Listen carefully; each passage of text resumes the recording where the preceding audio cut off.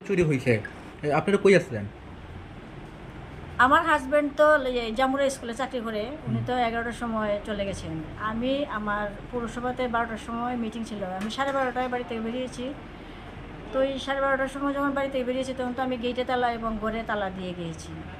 2:30টার সময় আমার হাজব্যান্ড বলছে যে মনটা ভালো লাগছে না, আমি আর মিস্ট্রেসকে বলে বাড়িতে চলে আসি। ওই এসে গেট খুলেছে, তালা খুলেছে, খুলে দিয়ে ঘরের জিনিসপত্র মানে উলটগুলো আর কি। তখন অপর ঘরের দিকে এসে দেখে যে ছিটকারি ভাঙা, কোদাল দিয়ে তারা ছিটকারি খুলেছে, ডয়ার বটিদার দিয়ে ডয়ারটার খুলেছে। অন্তত 35-40 হাজার টাকা নিয়েছে এবং কিছু সোনার জিনিস নিয়েছে। আর অপর আলমারি টালমারি খুলে নিয়ে মানে যা পেয়েছে সামনে তাই নিয়ে মানে তারা চলে গেল আর কি। আপনি আপনাদের কি করেন? আমি এমনিতে এমনি মানে হাউস ওয়াইফ, আর পৌর পরিষদের 8 নম্বর ওয়ার্ডের কাউন্সিলর প্রীতি মজুমদার। কি মনে হয় কারা করতে পারে এই ঘটনা?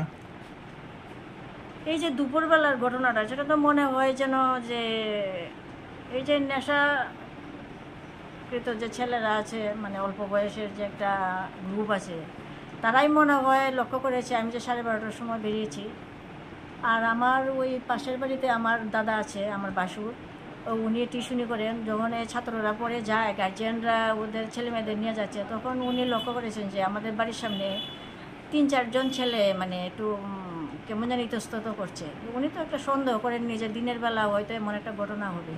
তারপরে যখন এই ঘটনা শুনেছেন, তারপর চিন্তা করলেন যে একটু যদি কাছে আসতাম তাহলে ওদেরকে একটু চিনতে পারতাম।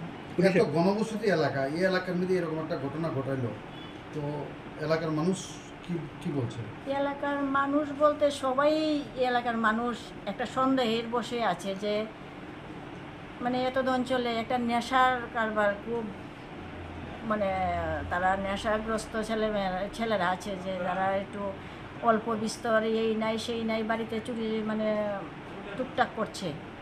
তার মধ্যেও তারা লক্ষ্য করছে যে বাইরে একটু নীরব, আর আমিও বেরিয়ে গেছি। ওই সুবাদে তারা মানে